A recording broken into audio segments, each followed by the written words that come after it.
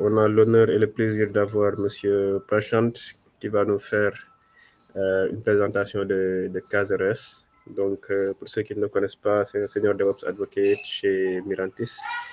Et nous sommes très heureux de l'avoir aujourd'hui comme guest. Donc, Prashant, tu as la main. Bonjour tout le monde, bonjour Ansu et Messa, heureux d'être sur ce plateau. Donc aujourd'hui, on va ok, je vais switcher en anglais et en français. Donc on va, explorer comment on va faciliter le développement avec K0S. Donc, je me présente un petit peu. Donc, je suis le senior DevOps à Mirantis. Donc, ce que je fais, donc j'étais un DevOps, je suis encore un DevOps, je suis encore SRE, SRE, et Platform Engineer, mais mon rôle, c'est plutôt de propager le knowledge, ce qu'on a acquis, et puis partager ce qu'on a développé avec le monde en entier. Donc, un petit peu une petite présentation. Donc, j'ai passé mon temps dans un... Prashant, tu peux partager ton écran. Je pense qu'on ne voit pas ton écran en ce moment. Oh, ok, oui. Pour la presse.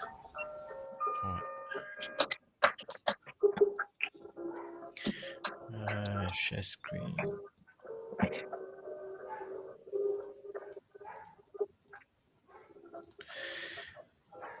C'est mieux? Yes, super, c'est top. Ok. Donc, je recommence vite fait. Donc, voilà, aujourd'hui, on va présenter un petit peu K0S. C'est un produit open source de Mirantis. Et moi, je suis Prashant. Je suis le senior DevOps advocate à Mirantis. Donc, comme je disais, je suis encore DevOps SRE et je suis développeur en Golang et Python. Et je commence à apprendre un petit peu .NET aussi. Et donc, j'ai fait tous mes CK, CKS et CKD. J'ai fait les certifications AWS et GCP. Il faut que je renouvelle, mais je suis un petit peu paresseux pour le faire cette année. Mais j'ai tout fait pour les Kubernetes, les certifications Kubernetes. Donc, je suis aussi speaker à KubeCon et PlatformCon. Donc, voilà quelques-uns de mes... avant de joindre Mirantis, donc j'ai dans pas mal de sociétés. Donc, un petit peu les sociétés comme Via Dialogue, France Télécom, Stella Télécom aussi, donc en France. Et puis, donc, quand je suis pas... vous voyez mon écran, il a changé, mais oui, voilà, ça a changé, il y a un peu de delay. Donc, quand je fais pas du Kubernetes ou d'informatique, quand je suis pas devant mon écran, je fais un peu de hydroponique, donc je plante. Et voilà la dernière photo que j'ai prise hier. Et donc, ce sont on appelle ça les breads, un petit peu, qui poussent au fond du jardin.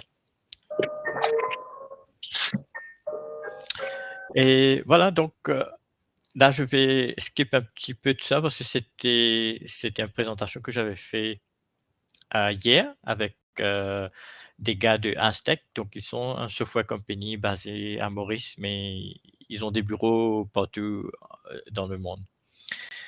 Je pense qu'il y a un petit delay sur la partage d'écran. Est-ce que vous voyez le... Oui, on voit toujours l'hydroponie. Oui, là, on a l'écosystème. Là, a changé, oui. Donc, c'était une présentation sur .NET. Donc, on a déployé une application sur .NET, mais sur le Kubernetes qu'on a fabriqué avec Kube ADM. Donc, ça a pris beaucoup de commandes et ça a pris beaucoup de temps aussi. Et il y avait des développeurs qui ne sont pas dans le domaine CNCF, c'est-à-dire Cloud Native, ou bien même ils n'ont pas encore containerisé leurs applications. Donc, voilà, on a expliqué un petit peu c'est quoi le Kubernetes. Donc, tout simplement, c'est du control plane. Il y a un control plane et puis il y a les nœuds. Donc, mais pour les développeurs qui sont tout nouveaux en software development ou bien en container ou bien même en Kubernetes, c'est un petit peu effrayant pour eux. Donc voilà, ça c'est un petit setup avec 6 nœuds qui est un peu moins compliqué. Et puis voilà, le setup qui est plus qu'on peut fabriquer pour un simple application. Mais aussi, il y a des setups qui est pratiquement assez compliqué et beaucoup plus compliqué encore. Mais Kubernetes, c'est quoi?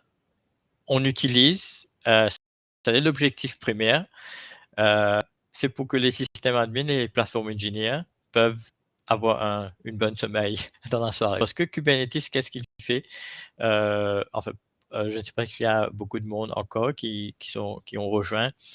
Et bon, Kubernetes, avec toutes les fonctionnalités qu'il y a dedans, il vous permet, on peut dire, avoir une bonne sommeil parce qu'il y a le health check, il y a le self-healing, il y a le auto-scaling.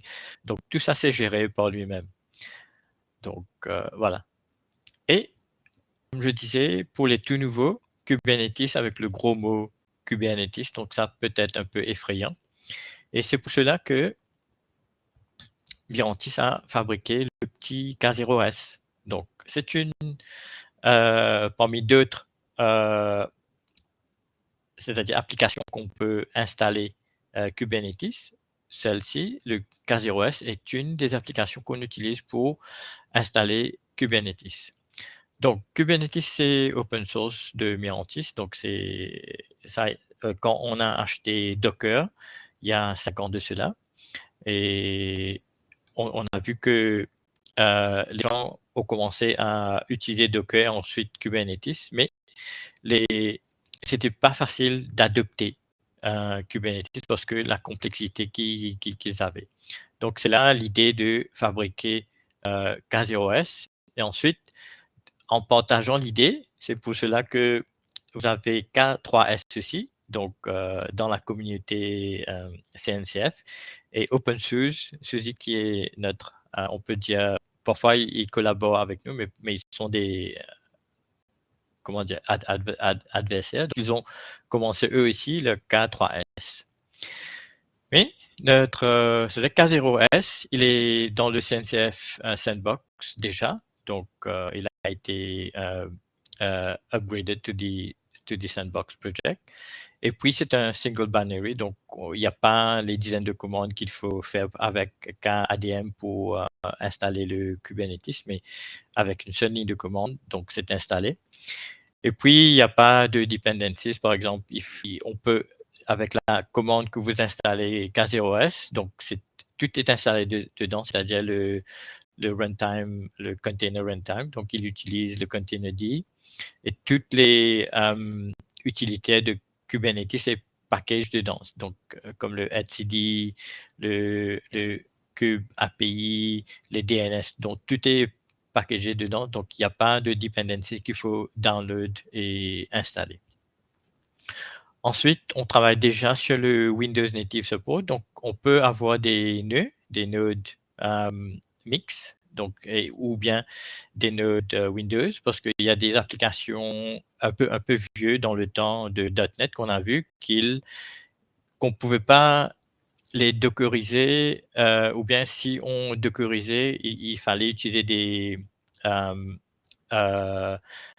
c'est-à-dire .NET un peu plus, comment dire, un peu plus spécialisé pour les applications un peu bespoke qu'on a vu dans le passé.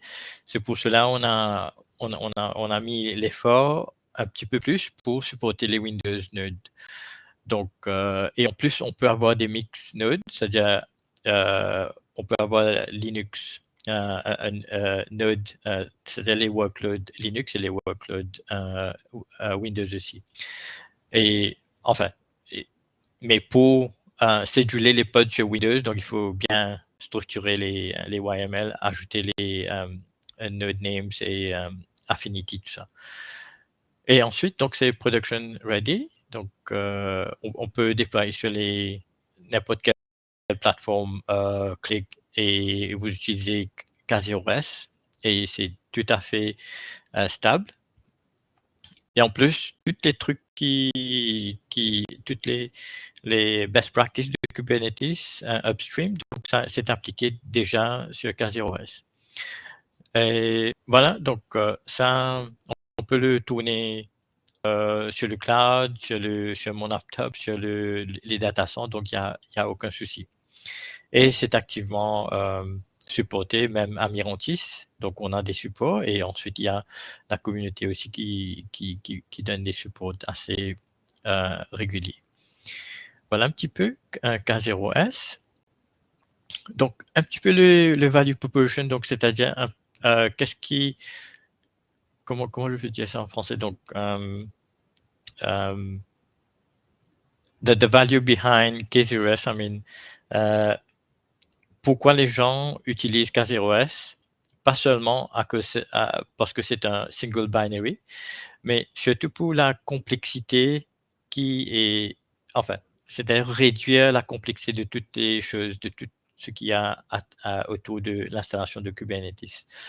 Donc, la première, donc c'est-à-dire, on n'a pas à utiliser beaucoup de trucs pour installer. Donc, avec un seul binary, on peut l'installer.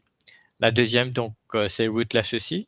Donc, si vous voulez l'utiliser rootless, donc vous pouvez le faire. Et ensuite, avec quelques lignes de commande, vous pouvez l'upgrader. Donc, on sait déjà que parfois, c'est un peu difficile de faire un upgrade de Kubernetes avec toutes les workloads. Peut-être c'est sensitive, il ne faut pas avoir des downtime, mais avec K0S, les upgrades, ça se passe assez facilement. Donc, on n'a pas eu de souci d'upgrade. Les tickets d'upgrade sont très minimes. Et ensuite, ça, on peut l'installer sur bare metal, VM, même dans un Docker aussi. Et on l'a installé sur les Raspberry et voilà, on n'a pas trop de soucis. Et on keep track avec le release de Kubernetes. Donc, c'est déjà sur 1.3.3 depuis hier. Donc, on a tout testé. Donc, la chaîne le release, c'est automatisé. Donc, dès qu'il y a un upgrade ou bien des patchs sur Kubernetes Upstream, donc on le fait directement sur K0S avec toute la chaîne de CI/CD, de testing qui est en place. Voilà. Donc, voilà un petit, juste pour vous montrer qu'est-ce qui est, enfin, les steps qu'on a pour installer K0S. Donc, il n'y a que 3. Voilà, le curl vous indique qu'il faut downloader le K0S. Vous allez créer le cluster en une seule ligne de commande.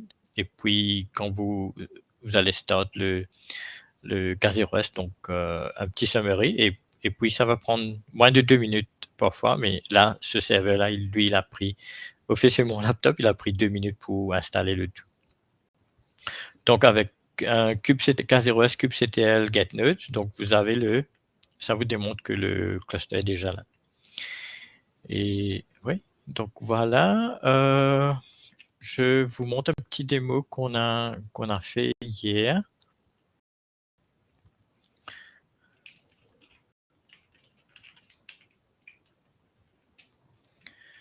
Ça, c'est déjà en train it is running. C'est juste un petit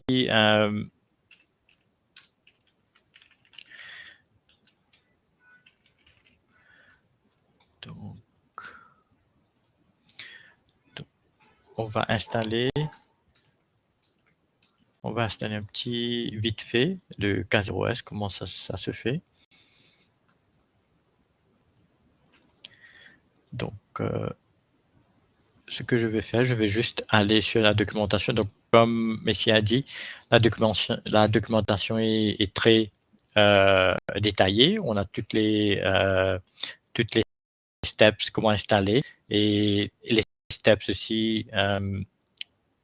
C'est-à-dire, on peut installer soit un control node ou bien on peut enable le workload aussi, donc bien détaillé dessus. Donc, on va juste utiliser ce qu'il y a dans la documentation pour installer un petit K0S.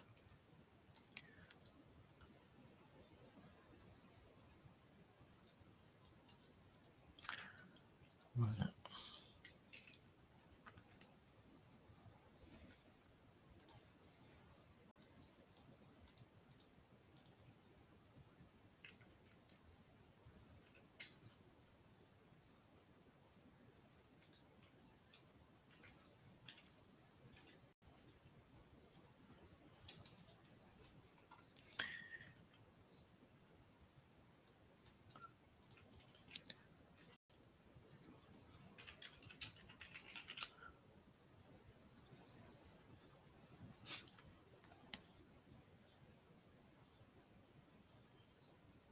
Donc celui-là, c'est un T2 small sur Amazon, donc ça peut prendre un peu de temps.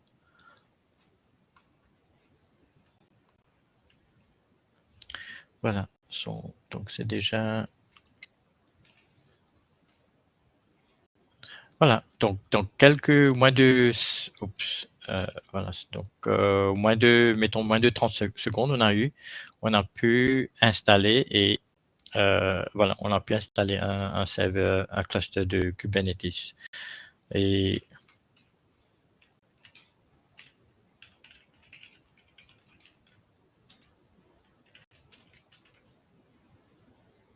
donc voilà, c'est du Kubernetes.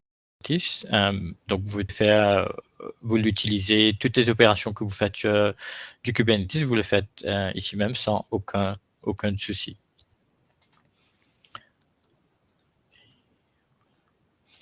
Et voilà.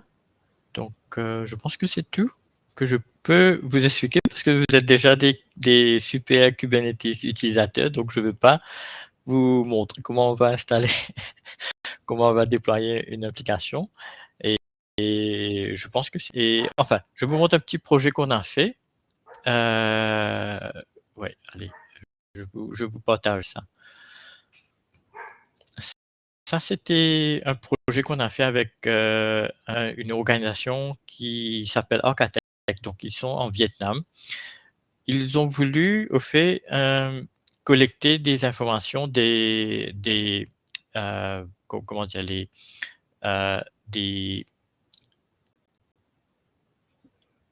dans la mer, donc 100 mètres de la plage, ils ont voulu collecter toutes ces informations, c'est la température, salinity, nutrients level, water flow.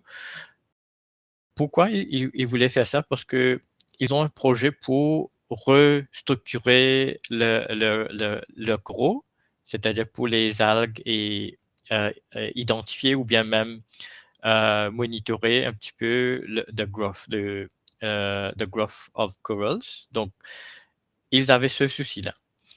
Mais ensuite, ils ont parti chez des vendeurs de Edge. Donc, ça coûtait quelques milliers de dollars pour eux.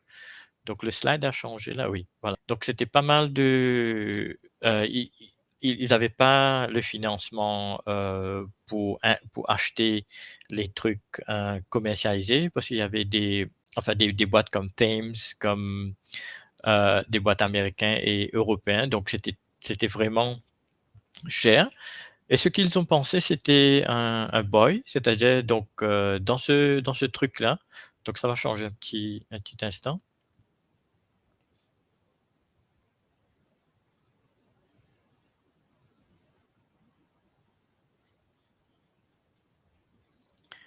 Ouais. Donc ça, ils ont fabriqué eux-mêmes. Donc c'est un submersible buoy. Ça flotte dans la mer. Ils ont à peu près 1500 comme ça. Et ils ont placé des Raspberry Pi dedans, avec un petit panneau solaire et puis des batteries lithium polycarbonate et puis avec des sensors. Donc ils ont connecté ça avec le 3G. Et dans ce boîte blanc-là que vous voyez, le Raspberry, donc ils ont installé K0S dessus. Donc et ça, c'est en train de tourner à présent. Et voilà, ça, c'est la deuxième version du truc qu'ils ont fabriqué avec, un Raspberry et K0S dessus.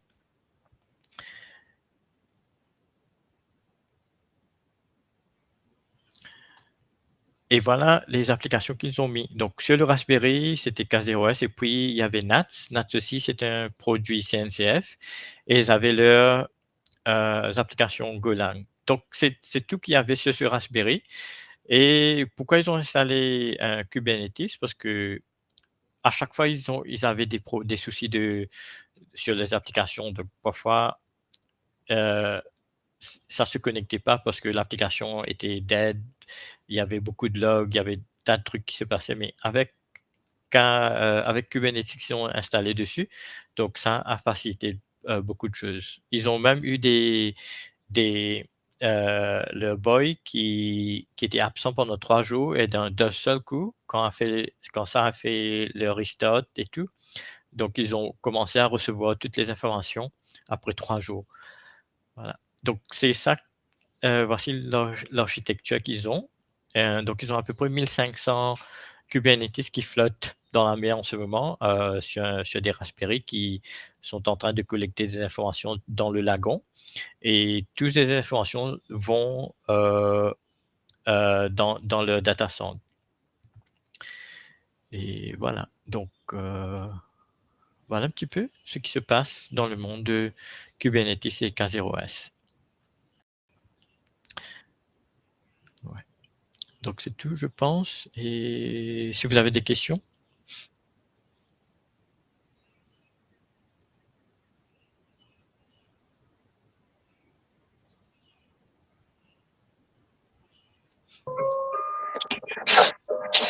En tout cas, merci pour la présentation. J'ai jamais fait du cas 0S, mais je pense que c'est une solution de Kubernetes qui marche dans pas mal de, je sais pas, dans pas mal de secteurs, surtout le dernier que t'as présenté. Parce que j'avais un projet au Sénégal, bon, je vais spoiler, hein, un projet Ouais. qui consiste à détecter les pirogues qui sont chargées pour avoir une idée, est-ce que la pirogue vient de la Gambie, parce que tu sais, le Sénégal et la Gambie, c'est deux pays frontaliers, et tu as beaucoup de pirogues qui achètent des marchandises en Gambie et qui rentrent au Sénégal et que la douane a du mal à les détecter. Mmh.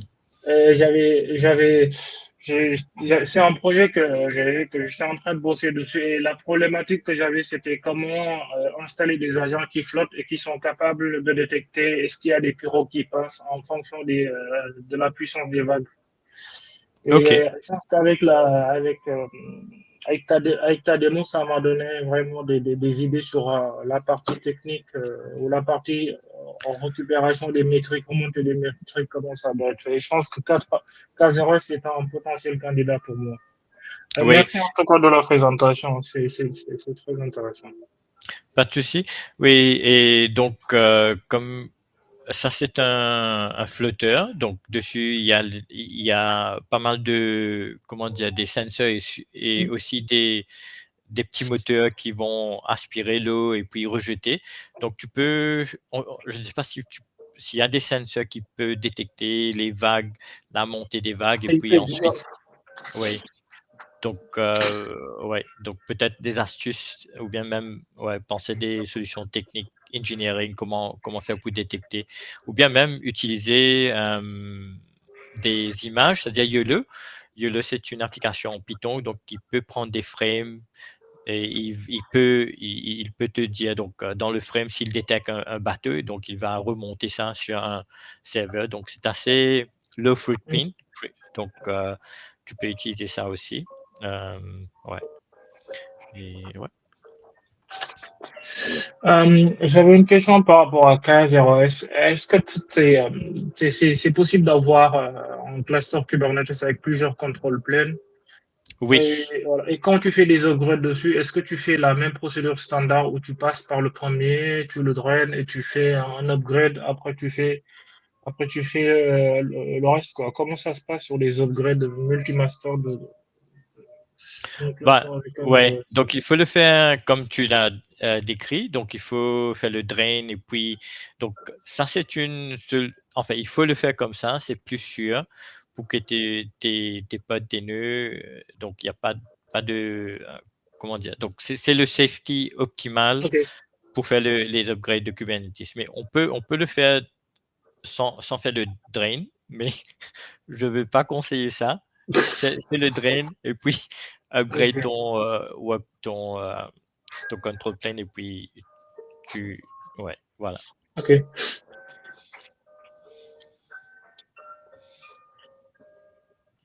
Ouais, en tout cas, merci beaucoup pour la présentation. C'était très intéressant. Donc, pour le chat, si vous avez des questions, n'hésitez pas. Donc, il y a également Jean-Luc qui nous a rejoint. Donc, c'est l'un des autres lead organizers de la communauté. C'est lui qui est basé au Canada. Salut. Donc, aussi, si tu peux passer dire un bonjour, bon, si tu es dans les conditions, bien sûr. Bonjour Jean. C'est Jean-Luc. Salut à tous. Bonjour. Salut, hi everyone. J'ai assisté à une partie, je pense une partie de la fin de la présentation. C'est un super outil. Moi, je connaissais pas, mais je vais le tester. Ok. Je vais essayer de voilà, lui donner une chance. Ok. Oui. On peut le comparer avec K3S de OpenSUSE, de Rancher, mais la différence qu'on a, c'est que tous les processus de K3S, c'est dans un seul processus. Donc, quand tu vas faire un top, tu vas voir qu'il y a un seul K3S qui tourne. Mais par contre, celui-là, c'est plus adhéré à les processus de Kubernetes. C'est-à-dire, tous les process sont là. Donc, tu peux les voir. Donc, s'il y a un souci avec un, tu peux le faire un restart dessus et puis il va continuer. Il va faire. Enfin, c'est comme si c'est le Kubernetes que tu as installé avec KubeADM. Donc, c'est la seule différence qu'on peut dire qu'il y a avec K3S. Après moi, je ne sais pas si vous partagez tous la même vue dessus. Mais moi, je le vois plus comme, tu vois, comme un outil de bootstrapping pour, tu vois, sur des environnements de pré-prod, quoi, tu vois. Et puis, sur la prod, rester sur, tu vois, du EKS ou du K8S. Un truc, tu vois, stable. Je ne sais pas si vous avez la même vision ou si aujourd'hui, la vision, c'est de passer en production aussi avec K0S en se disant que Kubernetes a évolué. Je ne sais pas si c'est comme ça que vous le voyez aujourd'hui, comme un outil lightweight qu'il faut utiliser pour bootstrapper, pour tester. Voilà, je ne sais pas si vous avez la même vision. Enfin, ça dépend des clients. On a des clients qui utilisent le K0S. Enfin, c'est Air France, donc ils utilisent du K0S en production. Et comme tu as bien dit, donc en pré-prod même c'est-à-dire parmi les développeurs, donc pour juste monter un petit environnement de développement, donc on utilise K0S, tout facile. Mais oui, ça tout dépend des clients, le use case, s'ils veulent utiliser du K0S, parce qu'ils ont utilisé K0S assez longtemps, pendant 3 ans. Ils ont vu que ça marchait bien sur la prod, il n'y avait pas de souci. Donc, ils ont juste copié et pasté et ça marche continuellement. Donc, ouais, tout dépend. Nice. En tout cas, merci beaucoup. Bon, pour ça, moi, je pense qu'on peut l'utiliser dans les deux cas. On peut l'utiliser dans les deux cas pour mettre en place des environnements de dev, de pré-prod. Mais je pense que le produit est également assez mature pour l'utiliser en prod. Moi, actuellement, je l'utilise en prod pour un client et ça se passe super bien. Ouais. Et aussi, l'autre point, c'est que moi, dans le projet sur lequel je l'ai déployé, donc dans un premier temps, on avait une restriction qui a été levée par la suite, c'était que tout devait fonctionner en mode air-gap. Donc, je pense que la solution que Prashant a présentée par rapport aux agents qui étaient un peu dans la mer en est un parfait exemple. On peut être dans des environnements où on n'a pas forcément accès à Internet ou ce genre de choses. Donc, K0S peut être installé en mode air-gap. Donc, j'avais fait quelques évaluations par rapport à ça, quelques benchmarking. Donc, il y avait K0S qui revenait. Et il y avait aussi un autre outil par les Américains, donc, étant donné que les Américains sont un peu fous. Donc, eux, ils déploient Kubernetes sur des avions de chasse, sur des sous-marins. Ouais. Donc, je pense que les gars, ils s'appellent Defense Unicorn. Donc, ils ont pas mal de choses sur cette partie-là, surtout pour les clusters qui doivent tourner, par exemple, en mode air-gap, étant donné qu'on doit faire pas mal de mises à jour sur ça. Donc, je pense que c'est un formidable outil pour les deux use cases. Donc, voilà, je pense que ça soit le fait de pouvoir mettre en place des environnements en dev ou en pré-prod, ça peut le faire, mais également ça peut tourner aussi en production, quoi.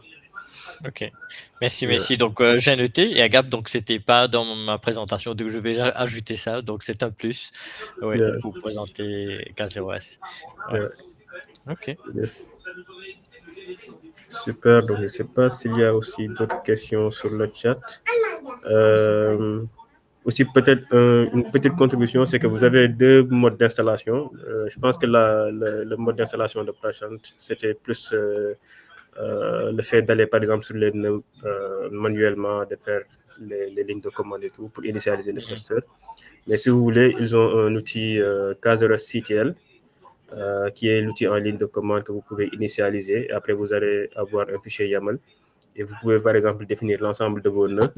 Et après, automatiquement, il va déployer le cluster, quoi. Il y a également aussi des playbooks Ansible si vous voulez automatiser tout le truc, quoi. C'est ce que je voulais demander. Est-ce qu'il y a des providers Terraform ou des playbooks Ansible qui peuvent permettre d'automatiser l'installation?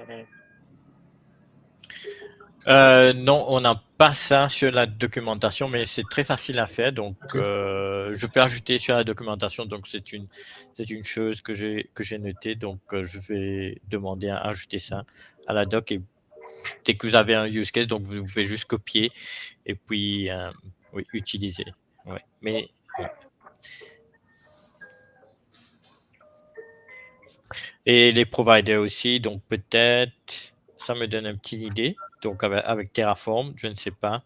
Enfin, vu que c'est du Golang, donc je vais ajouter ça et demander aux ingénieurs si on peut faire un provider chez Terraform pour déployer le tout.